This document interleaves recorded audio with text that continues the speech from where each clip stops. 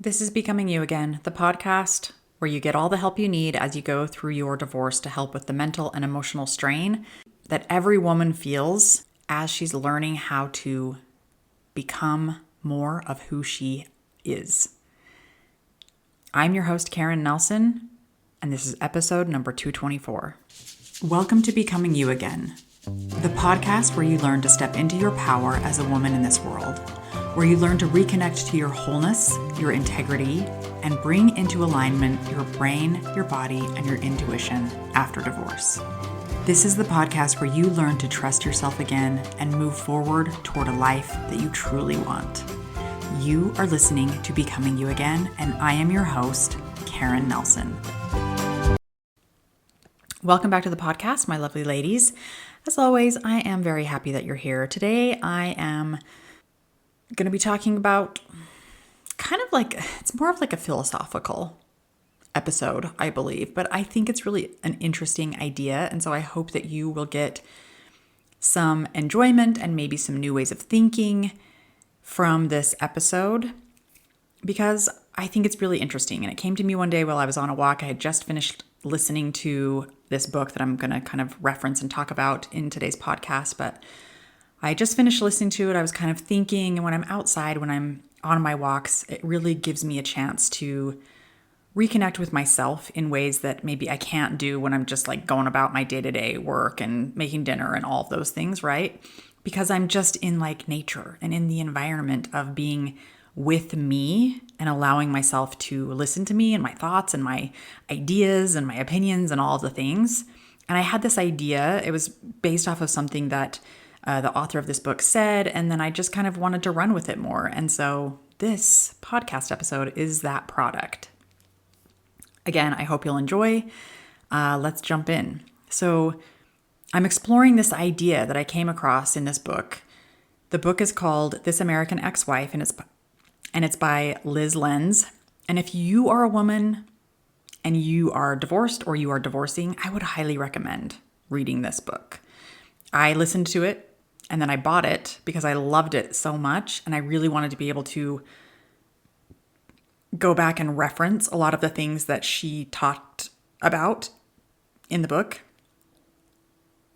which I've done many, many times because I've just found it like a wealth of talking about a woman's experience as she goes through divorce in a really great way. So she talks about her experience with the divorce, but as the author, she also explores a lot about divorce and society and how that affects us and our divorce experience as women. So it's just really fascinating, and it's really validating in a lot of ways.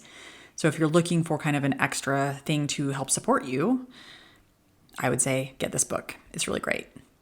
But in one of the later chapters, Liz explores her experience with finding the night sky and being okay with the darkness that she experienced as she went through her divorce.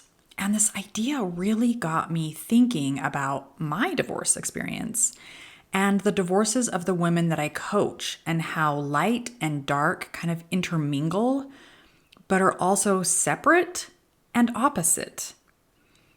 I think traditionally, with lightness and darkness, dark is generally accepted as the worse of the two, right? Darkness has a connotation of being unsafe. Darkness is unknown. Darkness can be like scarier, right? Typically.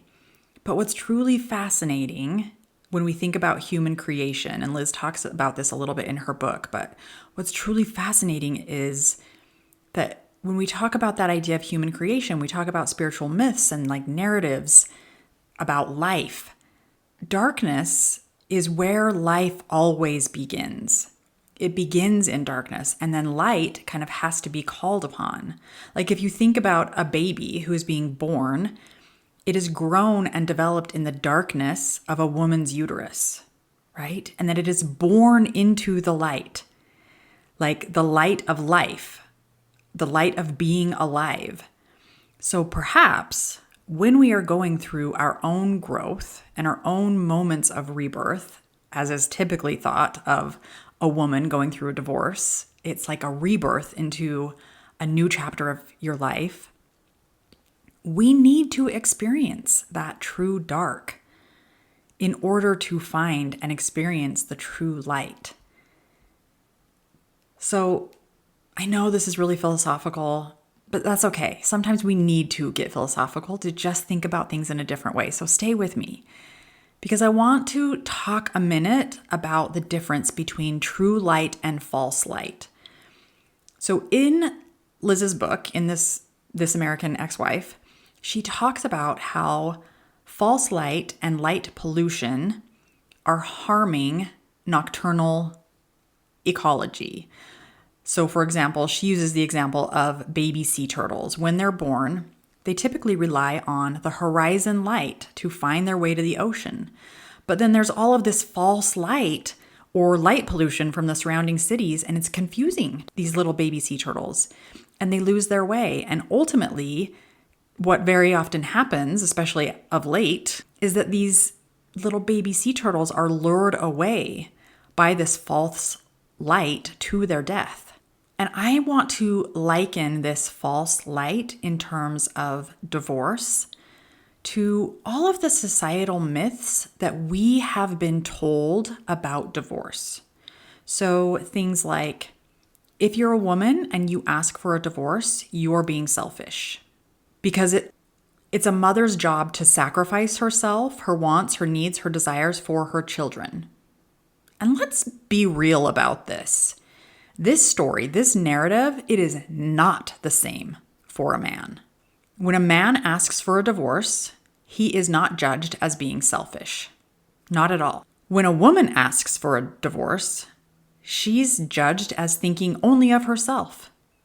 And she should try harder, and she should be thinking about her kids, and maybe she should stay together for the kids. That is not ever asked on or expected of a man when he asks for a divorce. When a single father is seen taking his kids to McDonald's for dinner, he is praised as being such a fun dad. Oh, it's so great to see a dad spending time with his kids and doing such fun things. When a single mom is seen taking her kids to McDonald's, she's judged as being lazy, as not providing her kids with something healthy to eat through a home-cooked meal. Wow, she must really not love her kids very much if she's not even going to cook them dinner at night. Women are the ones who are expected to sacrifice their time, their talents, their wants for their children, for their marriage. They're the ones being told to stay together for the kids. Like just the other day, I posted a TikTok video where I said that I knew for me that divorce was the right decision, and I knew it was the right decision for my kids as well. And I got so much backlash from men saying there is no way that I could possibly know what was best for my kids, and that presuming to say that divorce was as good for them as it was for me was just going too far. As if kids somehow only deserve parents who are miserable.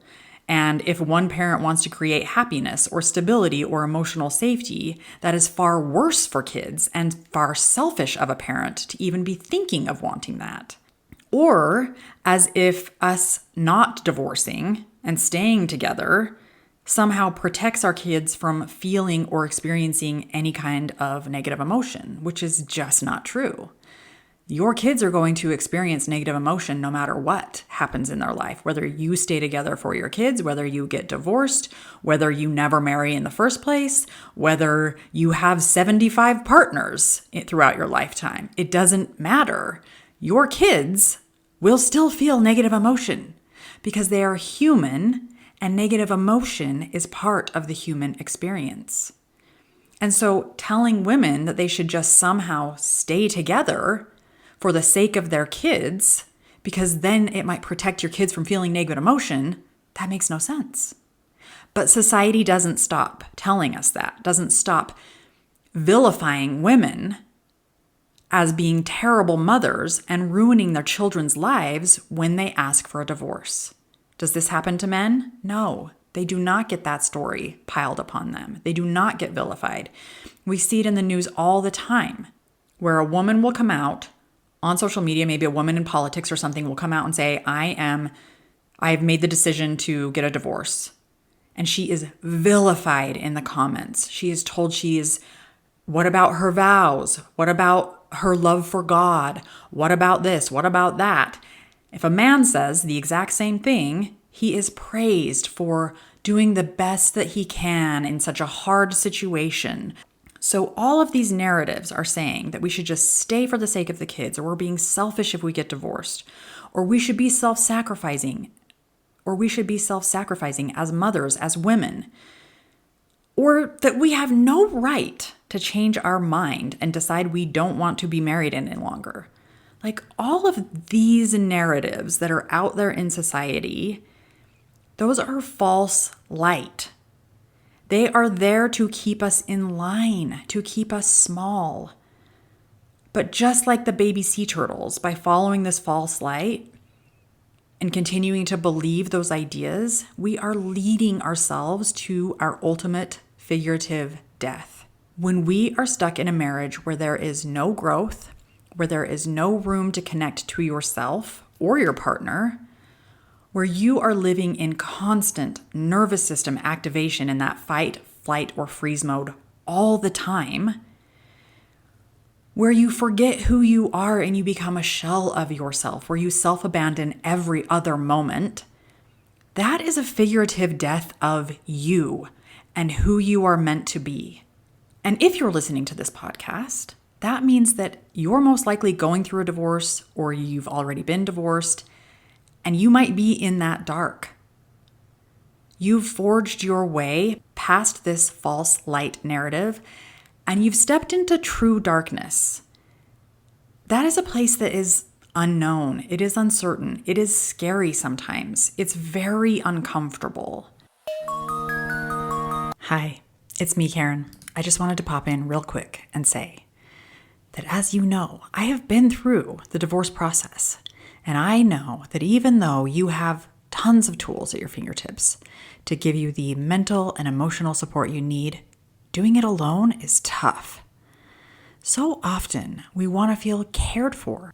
We want to talk about what's going on for us. We want people to see us and hear us and understand. But we don't want to feel like a burden to our family or friends. We don't want to always be questioned about what's happening or how things are progressing. But we also want space to be able to talk about it in certain moments without feeling pressure and without feeling judged. That's where I come in. I'm a life coach who specifically works with women going through divorce. When we work together, that means that you don't have to rely solely on yourself to know what tools to use every time a sticky situation arises. You don't have to feel like a burden to your friends and family every time you want to feel cared for while also wanting your space. You don't have to do your healing, your emotional processing, or your decision-making all by yourself. I will be there to walk you through this healing process every step of the way. I offer a free 30-minute Zoom call. This call is a safe, comfortable space for you to show up and be heard and understood in a way that your family and friends just can't offer you right now. It's also a way for you to see that you don't have to do it all on your own. One of the things that we'll talk about on the call is what it would look like to work together further. And even if you decide you're not ready to continue working together, you will leave this call feeling supported, valued, comforted, and seen. You will leave this call feeling transformed in some way, even if that transformation is that you feel emotionally a little bit better and more supported than you did before the call started. Schedule your free 30-minute call today by going to KarenNelsonCoaching.com. That's www.KarenNelsonCoaching.com. But I want you to know that it's this discomfort, it's this acceptance of letting yourself be immersed in this true darkness and allowing